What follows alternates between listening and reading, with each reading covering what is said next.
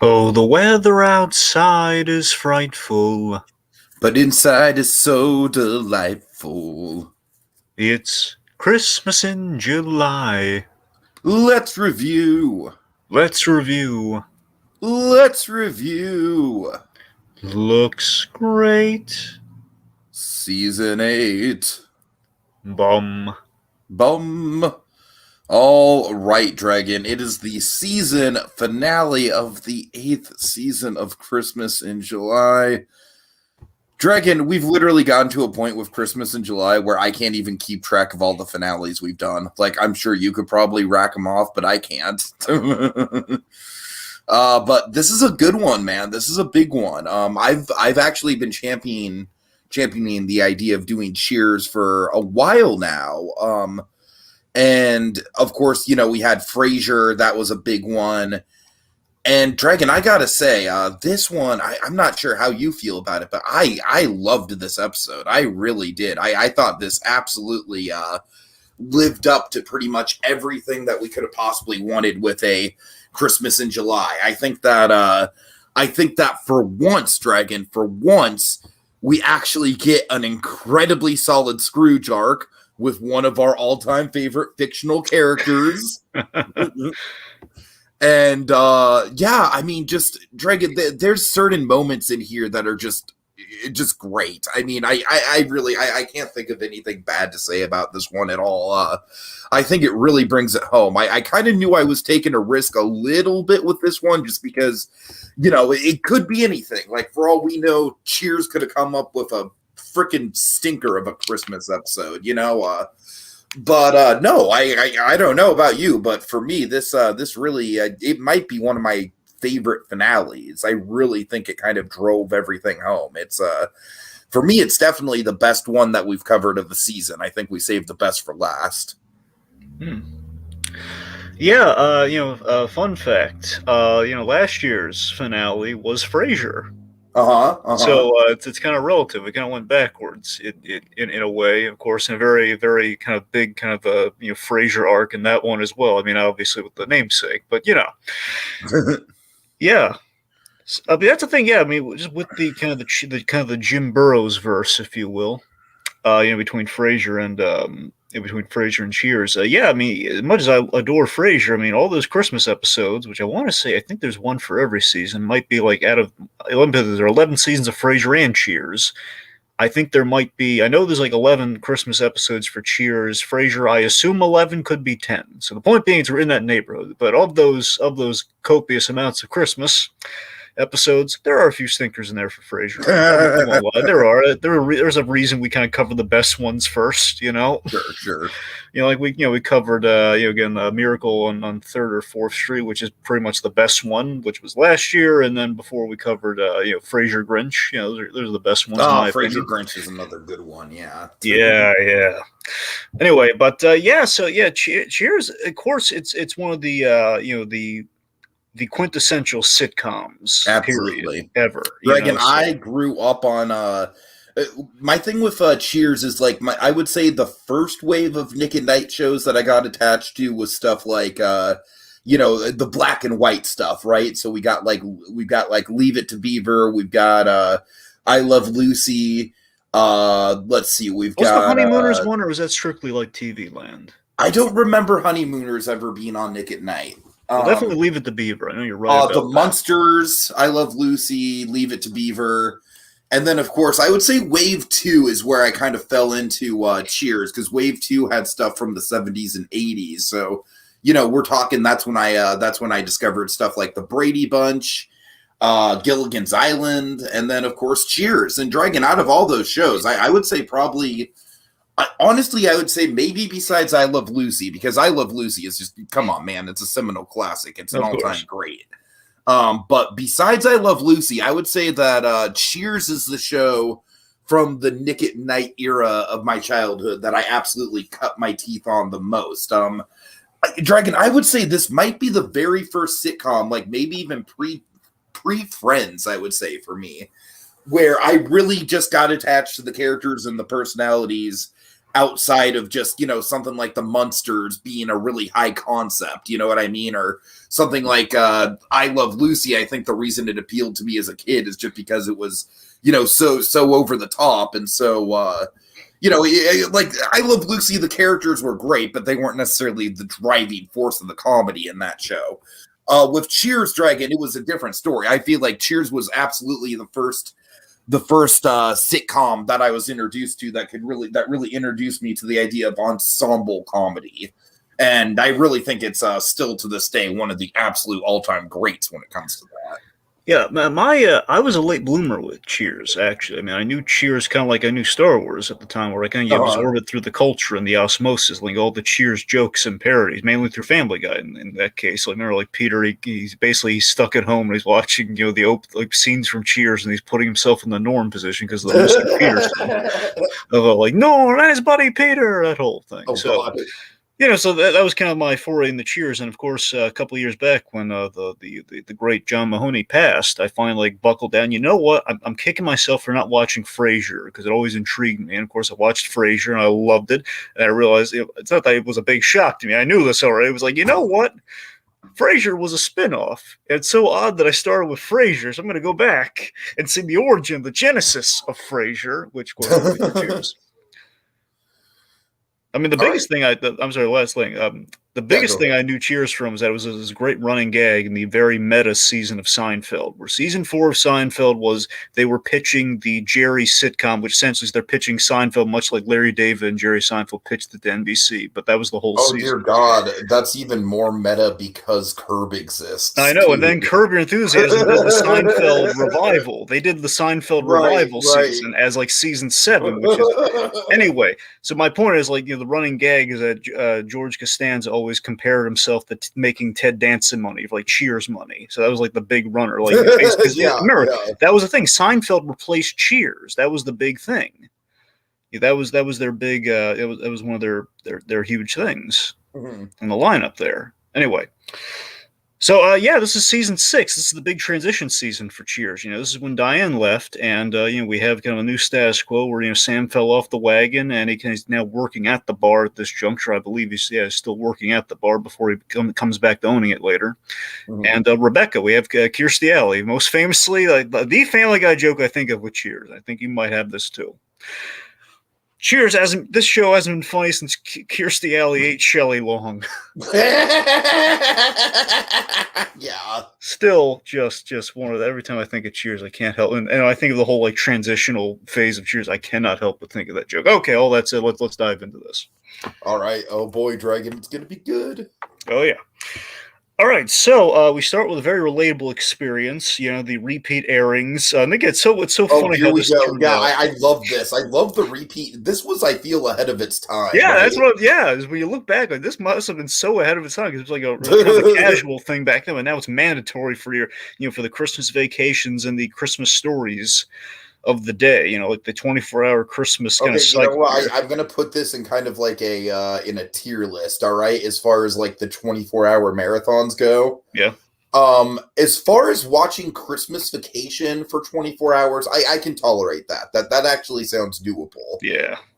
Then I would kind of put It's a Wonderful Life below that, just because like it's a bit of a depressing movie, but I feel like just spending 24 hours on that harrowing journey and coming out the other side would I don't know. I feel like it'd be an Everyone experience. forgets that about It's a Wonderful Life. They're all thinking, and every time a bell rings, an No, it's a angel gives harrowing it. journey, dude. I know That's what it's the I funny think thing of when I about it. think of It's a Wonderful Everyone keeps forgetting about it. Life.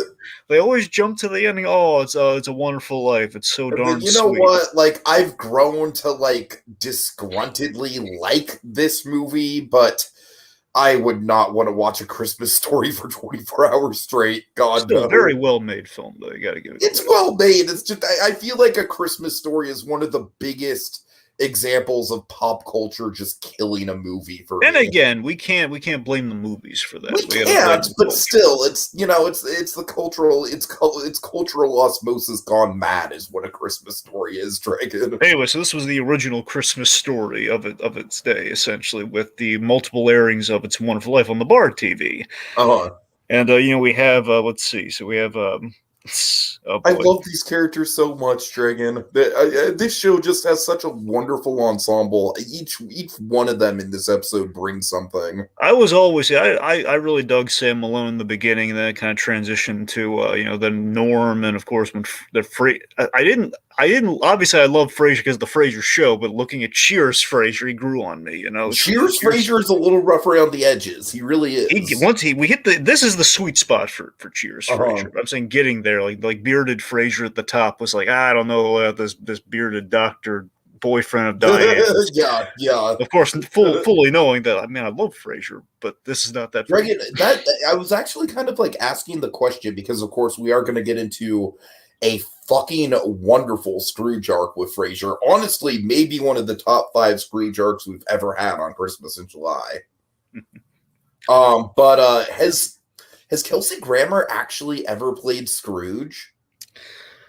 It's funny. He's been featured as kind of the ghost figures in parodies of Christmas Carol. Now, in terms of like an actual official adaptation, I mean, he's linked to Christmas stuff all the time, but I assume he's had at least in. Like, I just think he'd be impeccable at it, man. I'd be shocked, especially nowadays. Now that he's got some years on him.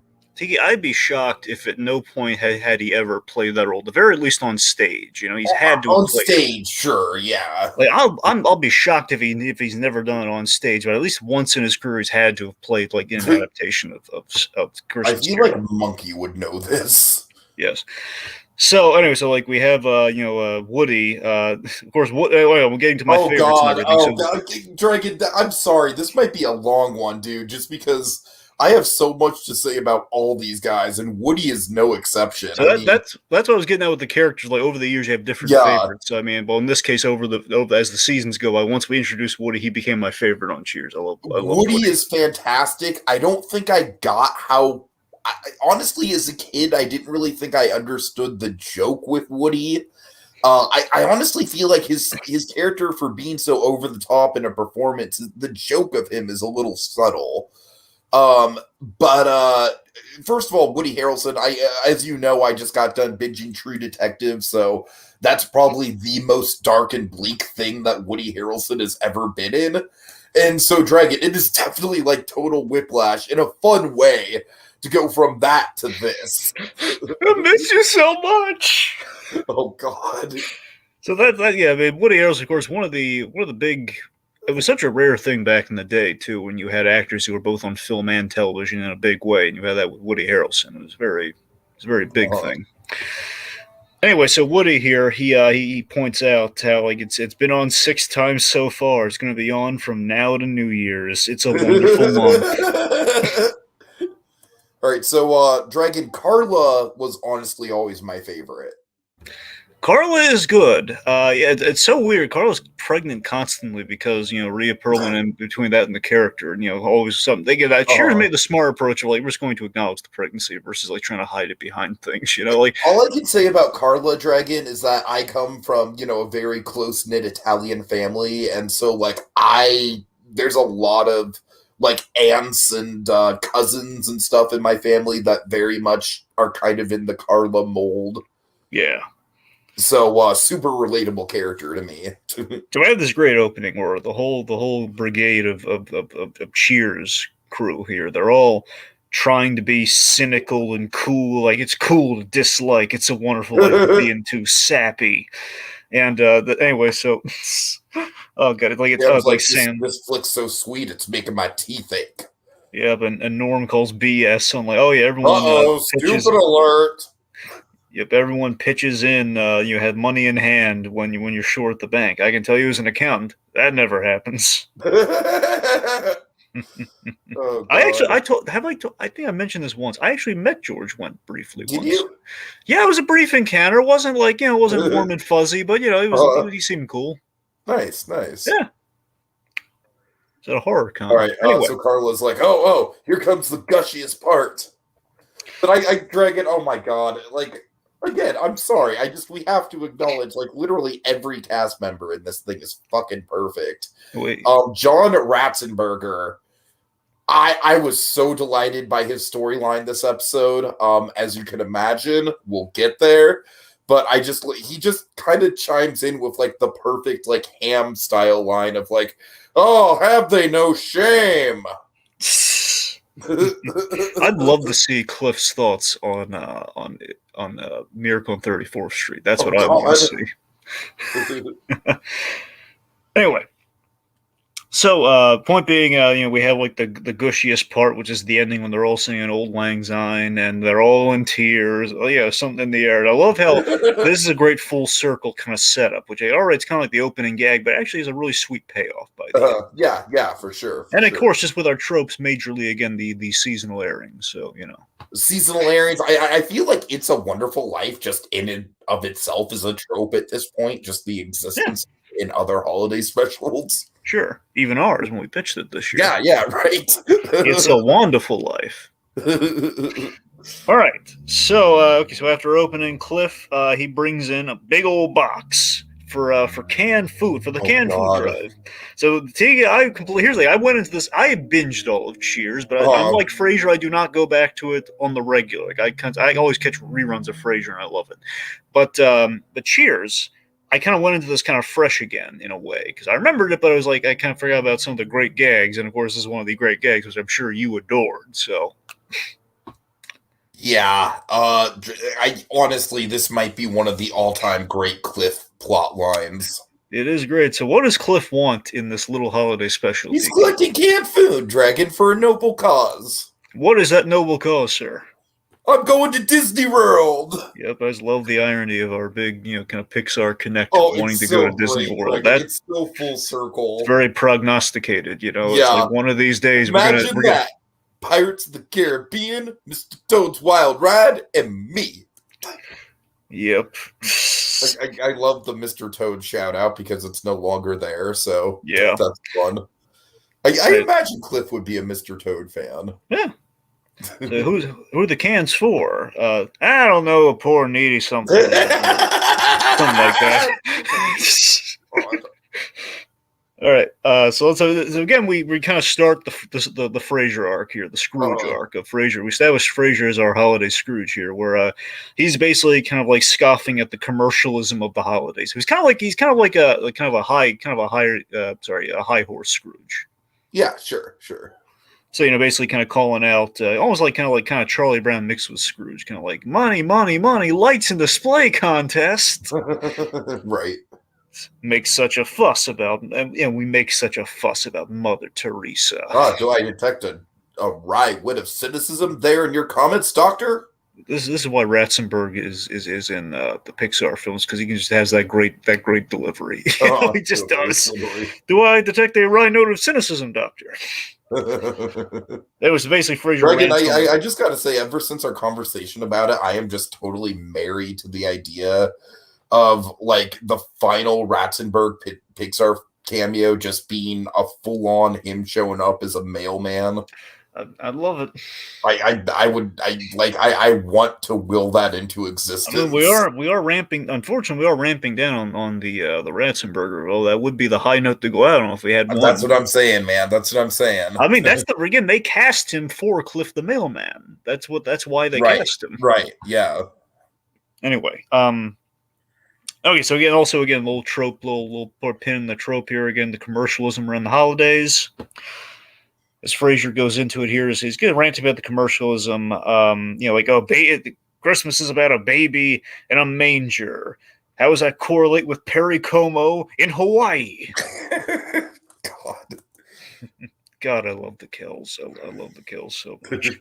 All right, so Rebecca returns, all dolled up in a kind of a green, green dress from the company Christmas party.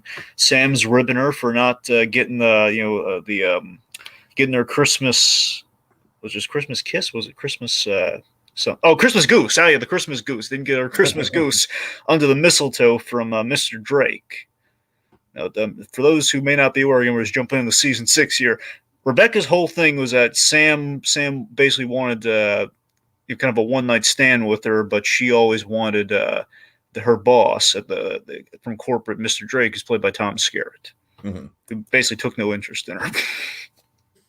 So, Dragon, without getting into any details whatsoever, I can say that this episode, It was a little too close to home in terms of like the office politics and the sucking up to the boss and everything like that. I was just like, oh God, I am going through this. All right, so the schedule is issued, which basically means everyone's working on Christmas Eve. Wait, that's a holiday? No, Christmas is a holiday eve. I get to tell you, every time I watch Ted Danson, that just makes me want to go back to The Good Place because he's so wonderful in that show. But it's just like Ted Danson is. Unfortunately, I do not like his current show that he's working on now at all. I don't watch it, The Mayor Show. But there's like Ted Danson, whether it's on Curb or anything else, rarely does the man do wrong, with the exception of this Mayor Show, which is not his fault. God. Anyway. So, yeah, so point being, Sam's making a big stink about working on Christmas Eve, which, I mean, I think you can understand that, but by the same token, it's a bar, Christmas Eve, the eve before the holidays sometimes. Bars are like a necessity on Christmas Eve, dude. Exactly. So, I mean, New Year's Eve, there's like you need it on New Year's Eve. I mean, Christmas Eve, it's like, there's somewhat of an argument there, but let's be honest, Christmas Eve, come on. Mhm. So, he stirs the pot. Very much so here, which again is pretty much kind of the season 6 onward here, which is kind of that's the dynamic. We stir in the pot with Rebecca. Anyway, so she says, "Oh, I'm giving you time and a half, and we can't be bought. Carla absolutely can be bought, Tiki." I would be the Carla in this situation too. Give me that money. Yep, I relate to the following line though, absolutely. Yeah. Especially around Christmas Eve, where it's like, don't you want to be home with your family? Would you? All right, good point. Let's see. So Woody can't work. He has to go home to Indiana to be with his folks, right? Well, not this year, Sam. This year, it's he's taking part in a children's Oh my God. theater production of The Story of Snow. He's playing King of the Flakes. That's a smart joke, by the way, King of the Flakes. I was the Willow. All right, let's see. So he's got like a matinee feature or something, which means he can probably make it too. So he has to accommodate the matinee feature. He'll absolutely be able to bartend. Uh-huh. All right, so Sam, let's see. Sam argues for the sacred family night, which then Rebecca's a really great barb here about. What, you're going to be missing out on some intimate dinner plans with one of your nieces? She makes it sound so cheap. All right, so then we flash forward to Christmas Eve. Frasier is just, he's just being his pompous, Scroogeian self. He's oh boy, Christmas Eve. By this time tomorrow, millions of Americans, knee-deep in tinsel and wrapping paper, will have uttered those heartfelt words. Is this all I got? Yeah, which again, it's a relevant and valid fear. Let's be honest. There's a lot of like gimme, and like so Frasier's. I like that Frasier's not wrong, but he's definitely bringing down the room. Well, you know what? Honestly, like as a psychiatrist, like I could definitely see you not liking Christmas Eve or just Christmas in general. Like Christmas is obviously a holiday that does, just by its nature, kind of bring about some depressive thoughts for a lot of people. So yeah, it's Frasier's busy time of year. Right, exactly. I told you about the Christmas movie Kelsey Grammer did, right, where he played like the son of Santa Claus. I think you did bring that up, yeah. Yeah. All right. Sorry. Okay. Moving on. So I know he's done Christmas stuff, but again, the Christmas Carol. Okay. So Rebecca, let's see. So Rebecca's asking if Sam's hanging the mistletoe for her. Says, who'd want to kiss someone who's going to make him work on Christmas Eve?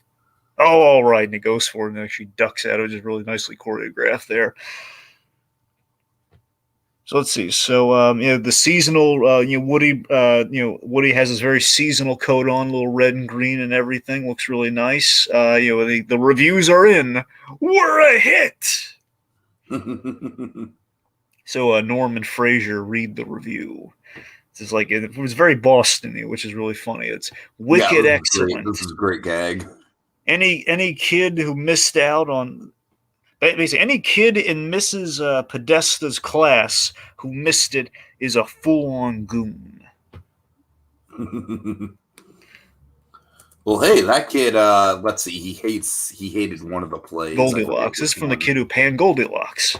Goldilocks, right. Which means he didn't think Goldilocks was just right. All right. So, Woody. Oh, here we go. Okay. So Woody calls his mom.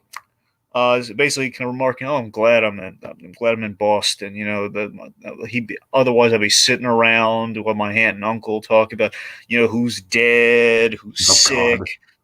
who's Yeah, I lost can part relate of to that a little bit. who's lost part of their head in the thresher. Hello, mom. I miss you so much. It's like, oh, Woody. The wonderful thing about the Woody character is that he really had the spirit of the chief, but also had just such a youthful vigor to him. Just the Yeah, boyish innocence that absolutely. Yeah, he was it's like the almost kind of one. like a reincarnation of the chief in some ways. Absolutely, and in that sense, it was always just Coach, this not one. chief.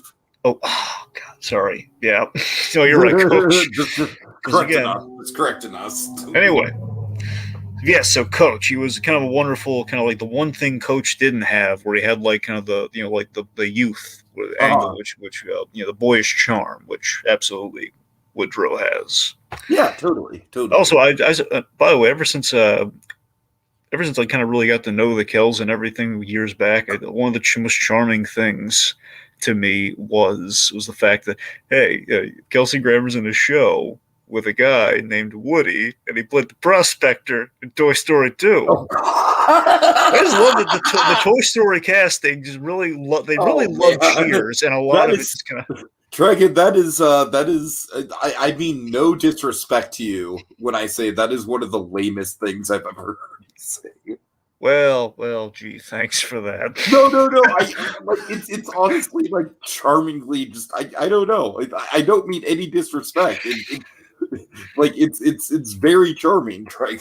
It's just so funny when you think maybe Pixar just really liked Cheers. And it's like, well, hey, Toy Story 2, we're looking for an actor to play the prospector. Worked great with I mean, like, Ratzenberg. that generation probably grew up on Cheers. It's like that was probably the sitcom they were watching when they were at the age of watching sitcoms. It was Pixar. Was going in '86. They're probably still watching Cheers. No, I absolutely buy it. It's just the question of like maybe like let's. I mean, we love Cheers. We love Kelsey Grammer. We got Ratzenberger. Let's get another one in there. Come on. Oh God. There's like we've heard him say Woody so many times. It's perfect.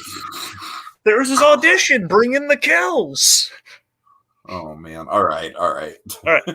So, sorry, getting back on on point.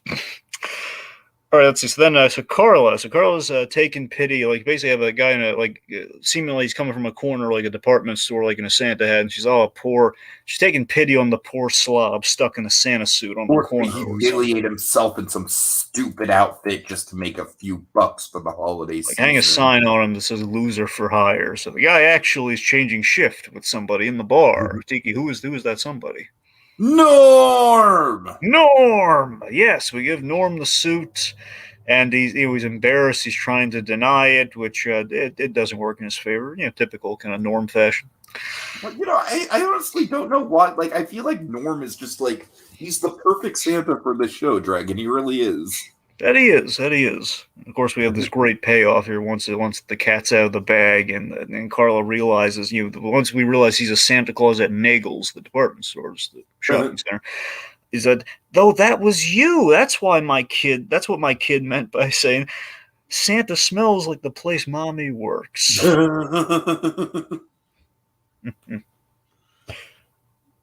right, so Christmas Eve night.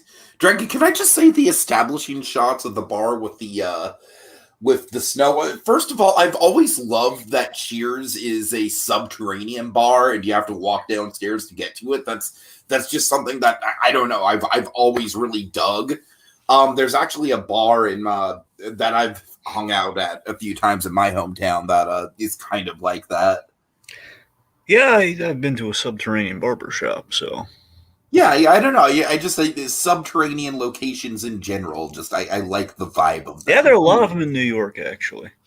I'm not surprised. A lot of them. I went to a subterranean comedy club in San That's what I'm saying. All the club circuits, they're usually subterranean. Yeah. That's what I mean, mainly. Yeah. All right. Anyways. All right. So let's see. Okay, so basically, Woody's still on the phone with his mother, and she's describing the Christmas dinner to him. This is Are you making the stuffing bone dry the way I love it? Remember that, kids. It's going to come back on the text. Well, can you free some and mail it to me? not the gravy. That would be stupid. And of course, there are God. the patrons of the, like our staff here, they're over My here and mother. just thinking, oh, silly mom. I'm asking her to freeze dinner and send it. So Sam, he's still trying to rile up some office drama. He's like, can you believe Rebecca? As long as one customer stays, we all stay. They have this straggler who's essentially been nursing the same drink for like an hour. Oh, God. So Carl's looking forward to getting home, Tiki. Why is she looking forward to getting home? Because Eddie's waiting up for me so that we can exchange our goodies in private. Just a little tangent, Cheers tangent. Do you remember when we killed off Eddie? No, I don't actually. Okay, do you know why we killed off Eddie? It's a really interesting story. I assume it has something to do with the actor. Well, yeah. He insulted Rhea Perlman on like a radio interview or something, and he would not. He just didn't apologize or anything, and it was really insulting, and they canned him. They killed him off. That was like their revenge against him. Like he said, he hated kissing her, like said it was terrible. And anyway, so yeah. All right. So she's waiting to get home to exchange her goodies, which they do in private because it's their goodies, not their presents. All right. Anyway, so the idea is okay. Let's exchange our presents. Let's exchange the presents now, so basically we can get out of here faster once the once the patron's gone. Mm-hmm. Of course, they tell, "Hey, Woody, we're exchanging presents," and he just hangs up on his mother. That's great. That's a great beat. All right, let's see. So then, as Woody's exchanging his gifts to Sam, telling him, says, "Oh, and there's Mrs. Howell's gift," and basically says, "Oh yeah, I got her a what is it? In an antique silver frame. He's got like a black velvet cutout of her silhouette." Oh God! Which is a really sweet gesture. That's a really nice, that's a very personalized gift, Dragon. That's what I go for gifts. Yeah, very homespun and homemade. Yeah. And of course, says, "Oh yeah." Oh, it sounds really nice, Woody. Oh, I got you the same thing. It's your silhouette, though. So this is where a sheer terror kind of hits Sam when he realizes like he's the only one who has not gotten Rebecca anything. Mm-hmm. And it's Christmas Eve, and this, of course, leads Of to course, one of our... Of course, that's a big trope, big old trope right there. The original trope for us. Right, yeah, you're right, it is. If I recall, I mean, Hey Arnold was our first one, wasn't it? Hey Arnold was our first, you're right. And yeah, that's the quintessential trope, the last-minute holiday shopping. On Christmas Eve. I mean, even Carla got her a gift because, again, it's 101 to kiss up to the boss. That's a tradition, which, hey, kissing up to the boss of the Christmas gift. Thanks for the suggestion, Carla. Trope. All right. I feel like a real doofus. I didn't get her anything. Even the relief bartender that the guy that she fired after one day gave her a gift. Wait a minute. All those guys were just trying to get her in the sack. Moment of pause. I got shopping to do.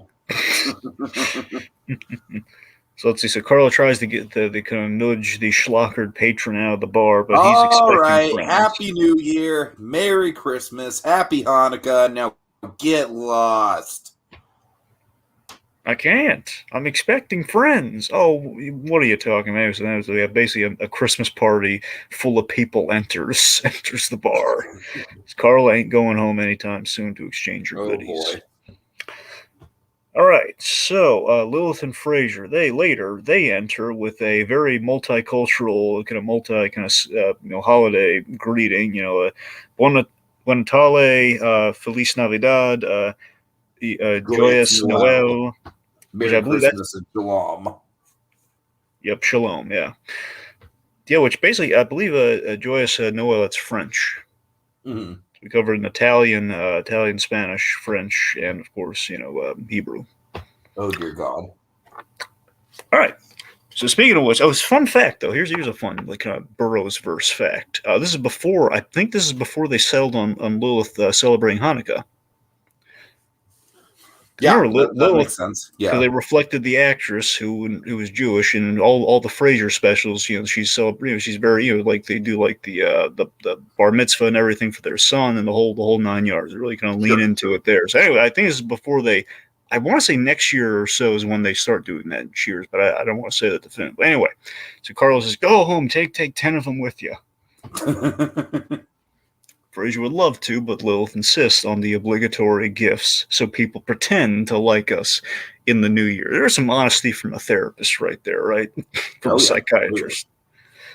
All right, so just then our favorite mailman bursts in. He did it again. The third year in a row, Walt Twitchell has cheated me out of Disney World, out of my rightful place in the Magic Kingdom. Because he was beat by one can of dented spam. Oh, Not God. sham. Spam. Okay, so Carla, she says, Cleveland, I know you're dying to go to a place where no one looks twice at funny costumes and big floppy ears. But I think you missed the point here. Needy A lot people of food got to needy people. Isn't that what it's all about? Yeah, maybe you're right, Carla. You know, and of course, so just as he kind of accepts the moral of the piece, which get a little seasonal moral there for you about, you know, helping the needy and the less fortunate. Woody enters because he forgot 2 cans to give Cliff earlier in the episode. There's a can of chow mein and lychee nuts, which means, hey, there's still time. I like the technicality that Cliff brings up of like, wait, did you mean to put these in the box before 4 p.m.? Yep. All right, I mean, so yeah, they were sitting right here. I just forgot to put them in. So he's all cheery now, very again obsessed with the kind of the you know, the opulence and the commercialism of the season yet again. Deck the halls with suntan lotion, Disney World, here I come. All right, Journey begins in Orlando. God, that is such a good. This is why I love the Kells, man. He can make that line sing.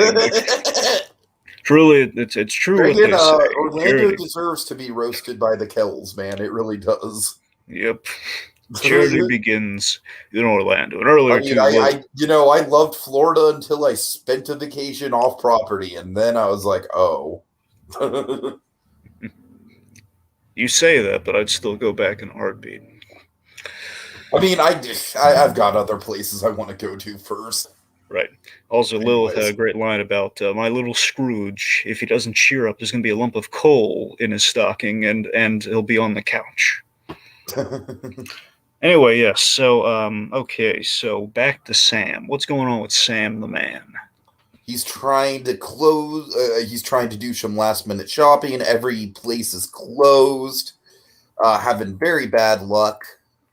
He's covered in snow. I mean, like he's pouring on him as he's like getting the door shut in his face. He's kind of at a low of lows. He's kind of on the ground, and as he's on the ground, an angel-like model, a model plays the stewardess. In case anyone's curious, we have a stewardess who, in my opinion, looks a lot like Diane, which I think has to be intentional. I think that's got to be intentional. Yeah, I think we don't really call a lot of attention to it, but when you look at it for a moment, I think, oh my god, did they get Shelley Long for a bit? That's what I thought too. Honestly, Dragon, for a second there.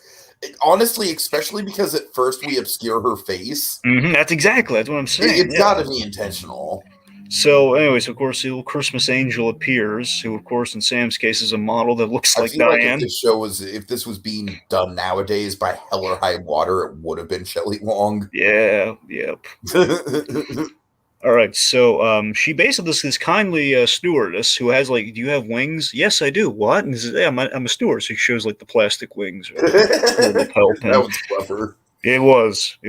All right, so she offers to sell, like she has a whole bunch of spare gifts. Like maybe we can, basically offers to sell them off, which is a very fair trade. Like it's which of course also correlates to the Frasier Grinch too. It's like he bought gifts off another person. It's kind of a run. Right. So he ends up with these earmuffs. Oh, well, here's some earmuffs, but I don't think you want those. They're kind of a boring and impersonal gift. Perfect for her. Great. Which I love that. Then of course he's starting to hit it off with her. She says, I also got like some lingerie. It's a lady, right? Okay, so here's some lingerie and like teddies. He's just straight up like, hey there. And garter belts, and of course Sam hits it off with the attractive stewardess, as he is wont to do. Merry Christmas, Sammy. God. Meanwhile, back in the bar, here's a money shot for you. Norm greeted in a Santa suit. Like, that's really all you... There's your Christmas card right there. Like, just Norm, like, walking in, like, Norm, but he's in a Santa suit. Love it. So finally... I am so happy this holiday season is over. The whining, the crying, the screaming, the temper tantrums.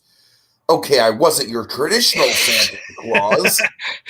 Oh, guys, it takes me Implied back that to, it like, was the Harvey. adults throwing the temper tantrums. It just takes me back to Harvey Bullock dressed as Santa Claus. I think that's kind of the Oh caliber of god, Santa Norm Peterson might be. I could see that. I could see that. So, of course, I love this when It's Woody like I says, like, feel like Norm and Harvey Bullock are both Santas that like very much fit the profile, but are also like reluctant about it. yeah, I think deep down, like, they love it, you know? Right, right. You know, and you have, like, that heartwarming moment with Bullock where it's like, oh, man, I sent our old man up the river 3 weeks ago. Like, here's 20, here's $50. Buy yourself something nice. Anyway, so, I love this when he walks in there, Woody's saying, "What can I get for you, Santa?" Finally, someone wants to get me something. Oh god, I can relate to that. I love how George once puts the emphasis on "get me something." Just sounds so exhausted from the day. Okay, so anyway, so he invited a whole slew of Santas. There, it's essentially from his Santa school class. You may have to go through the training for Santa Claus. Anyway, so invite them all there, and of course, I love how when the stewardess enters, like, "Oh no, what if kids see?" Well, it's midnight I on thought that was super charming. yeah, it's midnight on Christmas Eve. I just I love know the what a way to though. what a way to find out. You're right though; it's a great observation. Yeah. Bunch of schlockered Santa Clauses, not exactly. It's like the old you don't see the stormtrooper at a convention take his helmet off and smoke. It just doesn't jive. All right, what's next? All right, Carla notes that Sam got himself something nice for the holidays with the stewardess. Hey, I've been a good boy, Carla, and I got exactly what I want. So let's see. Okay. Oh yeah. So Lilith presents a gift to Sam, which earlier, I'm sorry, when Lilith entered the bar, we had like you set up the whole like Lilith got him like menthol shaving cream or something. It was like, yeah, it's a shame we couldn't have gotten this gift to him earlier. Could have re-gifted it to Rebecca. It's just like, oh, well, it's it's a shaving cream. That's exactly what I got Rebecca. Uh-huh. Anyway, so she got Sam a gift, and it's I got something for you too, but can I get it to you next week? Oh, sure, Sam. That's my Lilith being really agreeable in this Frasier You know, getting into the bar. after whatever you get a chance to buy it. And you know what? It's earned by Frasier. I just love that Frasier. I'm in full support of Frasier Scrooge this episode. I gotta be honest, because he's just calling it as a season. Like functionally, he is the Scrooge, but I do kind of agree. Yeah. Yeah, I mean, he's bringing down the room, but he's not wrong at all. And his refreshing honesty of just like calling it, yeah. You should feel bad about that. Yeah. Anyway, so ignore him, Sam. There's a bug up his chimney. God, I'll tell you, I love BB Newworth, man. She's so good. Yeah. All right. Anyway, so Rebecca enters. She exchanges gifts. They all feign surprise, and then basically we reveal she got them gifts that were all company swag, like real cheapy kind of company gifts. She probably regifted like mugs and nightshirts and stuff like that. And I don't expect anything in return. But we all got your gifts, says Woody, which is like, yay! Very, very like proto Formiga right there. Yeah, perfect. I gotta tell you, how did you feel about Rebecca towards the end? Do you remember? Like, I kind of disliked her towards the end. I'm not a big fan of her in general, but like she's got moments here and there, and that's kind of one of them. I just felt because they made a choice to me, like we're gonna make her more pathetic and unappetizing to Sam, who's been pursuing her like a Diane at the front. We're saying no, we can't do. She's not a Diane. She's a train wreck. Which like, yeah, we made her a train wreck though. Is that really worth it? Right. Anyway, so let's see. Anyway, so of course, then we're exchanging gifts with Rebecca, and we start with Sam's gift, which of course, we're expecting earmuffs. But Tiki, what's in the box? Diamond earrings. Okay, I call BS on that right now. And this is a great Christmas episode, but you know what I call utter BS? Like, who puts diamond earrings in an awesome earmuff-shaped box like that? Like a cylindrical box. Like, if you're buying diamond earrings, don't you think you'd pay particular attention to the box it's in? Yeah, and like you'd have two boxes that are identical. Dragon, I don't mind it. I give it a holiday pass. I'll give it a holiday pass too. I just want to call BS on it, but I'll give it a pass. Yeah. It's like, really? I mean, we need it it's pivotal for the comedy, but still. Anyway, so I wonder what he got us. Of course, Woody like gleefully, look what he shelled out for her, and they're opening their gifts from Sam, and it's great, a wallet and like a soap set. It's God. pink. I love how offended Woody is at the wallet in particular. Like the way he tosses up the wallet. It's like the wallet. He's like the kid who got socks for Christmas, and not cool socks, because cool socks are awesome. Yeah. Anyway, so let's see. So we learned so Sam rushes to the stewardess. It's like how much are the earrings? $500. It's a $500 pair of earrings that were intended for her mother. So just as Sam goes to clear up the misunderstanding, seemingly things are coming up Millhouse for old Malone here. Where Rebecca's saying, I can't possibly accept this gift. It's too generous. I have to give him back. So you're giving him back? You just see him on the edge of a ceiling. So you're giving him back? I lucked out here majorly. Yeah. But then he digs a hole. Oh man, Dragon, he just goes one step too far, man. Yep, it's always that the quote to Anthony Mackie. It's always that last word. It's always that. Just says I just want you to know I wouldn't have bought them unless I wanted you to have them. Like, really? Why do you have to say that, Dragon? He was home free. He was home fucking free. Yep. So she keeps them, and she kisses him on the cheek, and basically invites him to an intimate, seemingly intimate dinner at her house for a late supper. He invites him to her house for a late supper. So Sam goes for it. He shells out the $500, and of course, what he's trading off here, this is where he gets really foolish. The $500 is one thing, but no lingerie fashion show from the sexy stewardess.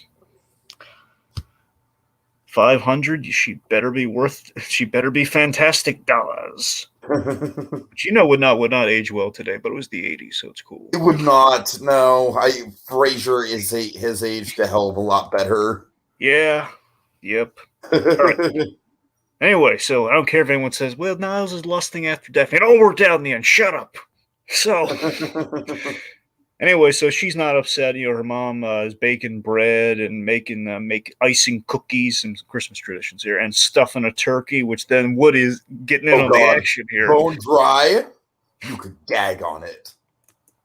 Yep. Oh God. So basically, it sounded for a moment. I thought we were going for like a long lost sibling thing, but no, it's too small world.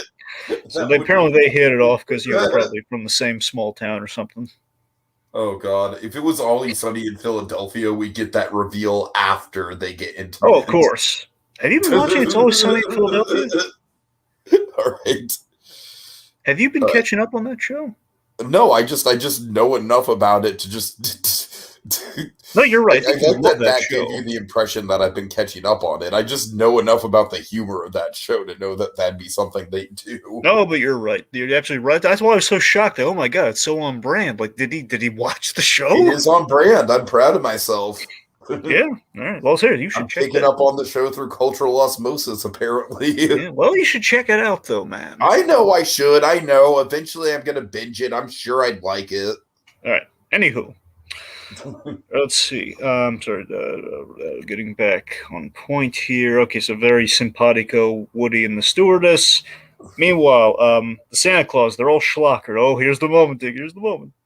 Oh my God, this moment is fucking amazing, honestly. Okay, so the litany of Santa Clauses from the Santa school, they're all schlockered. And of course, Frasier's like, oh yes, a gaggle of pie-eyed Santas finding a designated driver. So they're very real looking, a better outfit than the rest of the Santas. The dark velvety kind of. I think it's an authentic beard too, right? Yeah, it's a real beard, and he's wearing like a darker suit and everything. The one real beard of the bunch. We have a real looking Santa Claus who bids the gang a farewell because he's got a long haul ahead of him. And oh boy, none of them as the Santa leaves, none of them recognize him from the class. And Norm's having like, wait, you don't think? I thought he was your friend. You don't suppose? And you see Frasier off to the sidelines here. Is gonna. Oh my God, Dragon! the Kells again. He's doing the math in his head. It's like he's Yes. trying to work it out logically. I tell you, this is why I love the kills, because originally what happens, we like to hear these sleigh bells, and they keep hearing these sleigh bells, and Fraser, he's getting sucked, and he's like, oh, there must be some sort of explanation, and just for a moment, you see just the boyish look on the Kell's face, You and the think there could actually be. And of course, it's that the exchange with Norm and with the reaction here as the Santa Claus then comes back. Listen, guys, my wife's gonna kill me. I left the lights on the station wagon. Can one of you guys give me a jump? Okay, let me explain to you why I love this moment so much. I mean, I think it kind of explains itself, but let me just kind of break it down like just get like grab bag style. Sure, yeah. So not only is it a fucking great punchline, like it's a legitimately really funny punchline, but Dragon, first of all, I just love that, like, in the moment, it is, like, a genuinely, like, really cool, like, believe in Santa type of thing. And then the cherry on top is that it doesn't matter to Frasier that it's not real because he had that experience. He, like, for that fleeting second, he felt like a kid again. And Drake, I love that. Like for me, for someone who, as you know, is like kind of like I very much got a Peter Pan syndrome. I am trying to grasp on, like I am a 30-year-old man. And I'm still like, no, I'm still got a childhood, man. You know, I'm still a kid. So it's like I could very much. This was an awesome moment for me, man. It really touched me. I love the subtle bit of like Norm, like like having that shared experience with Fraser and patting him on the shoulder just for a moment. It would have been a thing, wouldn't it? And just again, just that boy again. The Kell's just delivering this so wonderfully. You see that boyish look on his face, and the Christmas spirit inhabits our Scrooge figure, where just it all just comes back. This is very much like Dragon. This is why this is like one of the better Scrooge arcs we've had in quite a while, because it's the Scrooge arc like full circle. Like we very much get the joyous ending. Yeah, so Frasier's now in the spirits. Look, it was a miracle. Okay, Snowball, you've had too much schnapps. And of course, that's why I love Bebe Newworth in that role, because she always had these pet names and these cutesy pet and just said it so flatly. Snowball, you've had too much schnapps. It's like, anyway, it says, no, Lolo, I know it was a fat old guy with car trouble, but for half a second, I believed in Christmas. Not since, and I haven't done that since I was, well, born. Uh-huh. And he gets in like carols and come on, let's sing some Christmas carols, roast some chestnuts. He runs over to the piano and cheers, and he's playing, I believe, Deck the Halls. Deck the Halls on the piano. And so as all the festivities and the seasonal spirits in there, then we have the other punchline. So of our 1-2 punchline. So Carla, she bursts Sam's bubble about about everything working out. Like, yeah, I got invited. Sam, I don't want to be ungrateful or anything, but this soap sucks wind. Yeah, well, things worked out, Carla, because I got invited to Rebecca's for an intimate supper. Which is like, no, we all got invited to dinner, not just you. So basically, he wasted $500 and the lingerie flight. Me and half the people in this bar. Yep. So then no $500 and no lingerie. Like, don't kid around with me. I'm in too fragile of a condition. Yeah. So then Carl like, this makes up for the soap. Okay, this is a gift enough. We're like, yeah, he lost out on the $500 and the stewardess. This is great. All right, so then we bring it all back, man. We top it off. Yep. Oh god. A little bit of that James Burrow magic here. We're gonna bring it all back. It's a Wonderful Life is on again. Hey guys, it's a wonderful Woody delivering it. It's a Wonderful Life's back on. It's the best part, which is the ending. And Lilith. I'm glad I can say this. I can say this to you now that you're without having my head bitten off. Merry Christmas, Frasier. But again, we have and then then the Kells just bring it home. We have everything. We have everything that matters. We're together. Our loved ones are safe and happy. And then of course, just this Frasier has like a genuine moment of holiday warmth on the TV where we interrupt It's a Wonderful Life. Tiki, what are we interrupted with? The presence of a berserk man on runway 6, chasing an Orlando-bound plane and throwing what appears to be cans of Chinese food. So, and of course, Stay tuned for further details. Norm coming in with, oh, Cliffy. Cliff.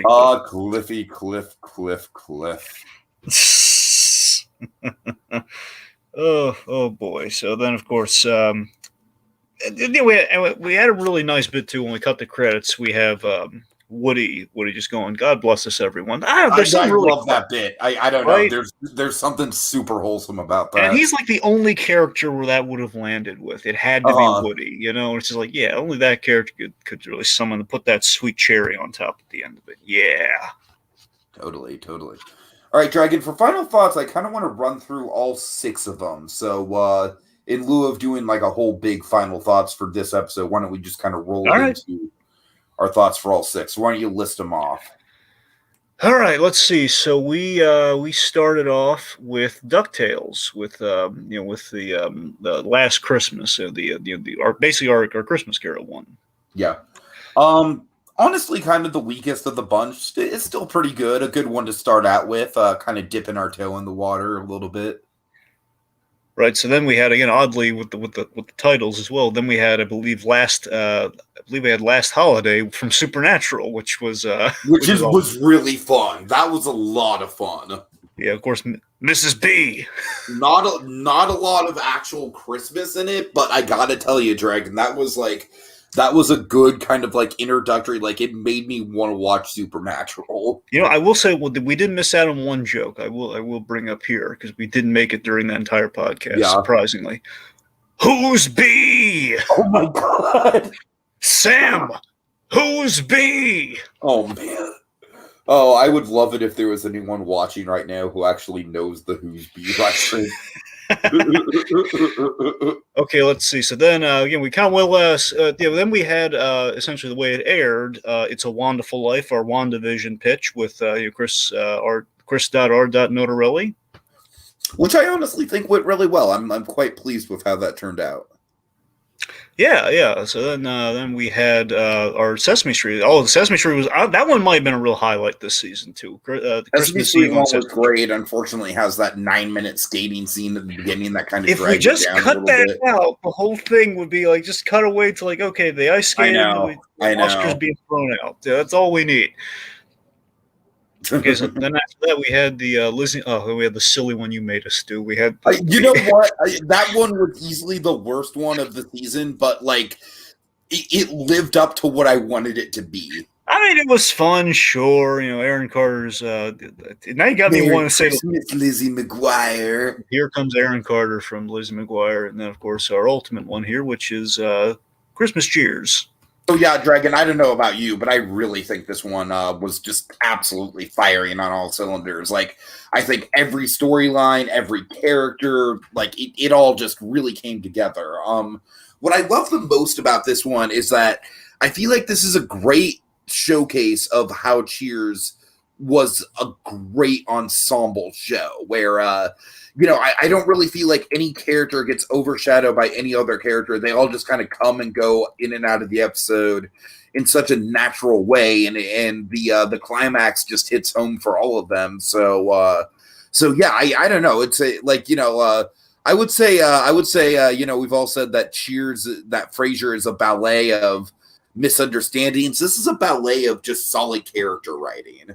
Yeah, well, this is like an ensemble performance of in terms of like an ensemble performance of the great theatrical characters, and that's the thing. So this episode is a Christmas card of an episode for Cheers, unequivocally, and it's a lovely grab bag of holiday tropes presented in the classic sitcom, which then brings about the question: what are some of the tropes we had this episode? Yeah, I would say for a season that was a little bit like unconventional with the tropes, between the Lizzie McGuire episode and Supernatural and stuff like that, this episode was packed with them. So let's go through it.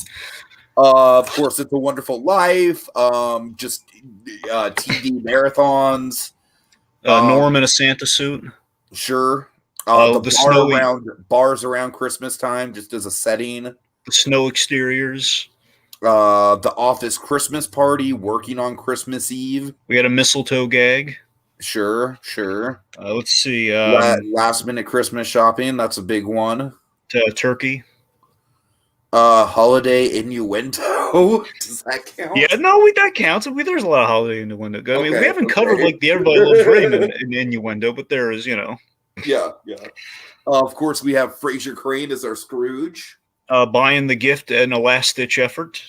Right. And you already mentioned the last-minute shopping of it all, so that's the biggest one. Gift misunderstandings with the gifts. Yep, the Is There a Real Santa Claus?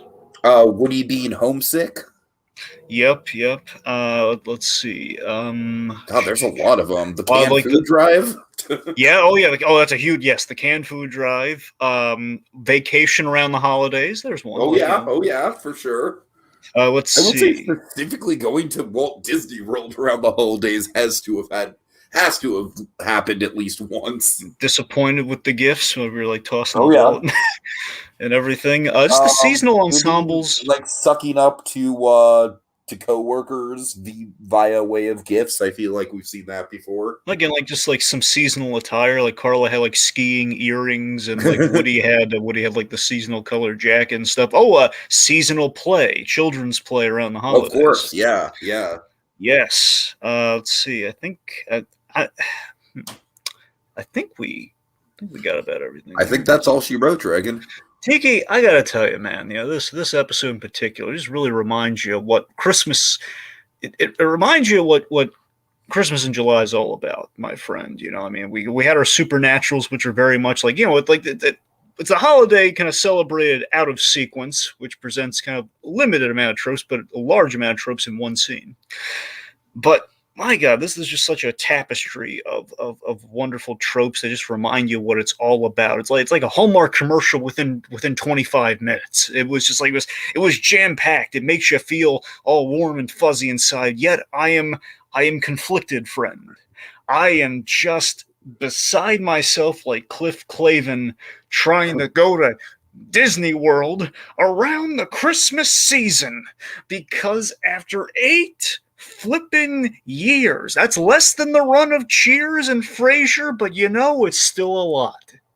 Just after all these years, we're 1 year away from Seinfeld times, man, and yet all this time we keep running into this thing at the end of our season, at the end of these episodes, where we just don't have a name, a patented name we could put on a bumper sticker, put on t-shirts, put on something like a catchy name that would go with a really cool image from a really cool holiday movie that would involve a totem of the holidays, that would have us delving deep on them for drawn out periods of time. That we could box and connect these things. But Tiki, I'm creatively bankrupt. I got nothing. I declare bankruptcy on this dilemma. I got nothing.